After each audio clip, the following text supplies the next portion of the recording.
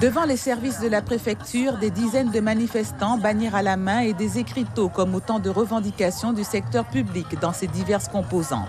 L'annonce de la suppression de 120 000 postes de fonctionnaires sur les 5 prochaines années sur le territoire national ne pouvait que trouver écho dans ce coin de France.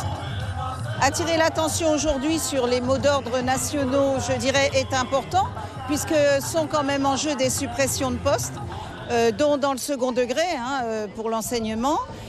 Ensuite, au niveau local, on a tellement de problématiques concernant la santé et la sécurité des agents du service public et de leurs usagers qu'on ne peut pas ne pas relayer l'appel. Il est temps de réunir tous les experts et toutes les institutions responsables pour travailler ensemble. On ne peut pas continuer à aller en ordre dispersé devant les difficultés qui atteignent des agents et des usagers, comme je le dis, tous les jours. C'est pas possible. Une délégation de syndicats de l'éducation uniquement sera reçue à l'intérieur et à l'écart des caméras.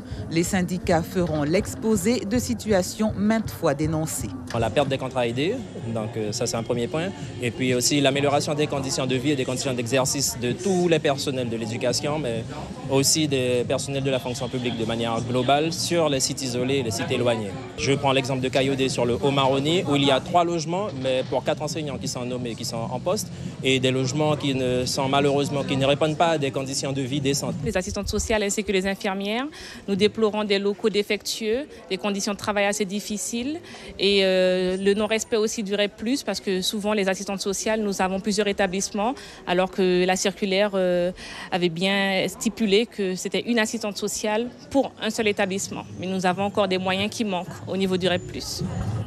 Près de 2 heures de discussion au cours desquelles la préfecture annoncera son engagement à prendre part à une table ronde sur les problèmes de l'éducation aux côtés des élus et des syndicats, sans toutefois annoncer de date. Les organisations représentant les autres secteurs publics n'ont pas été reçues.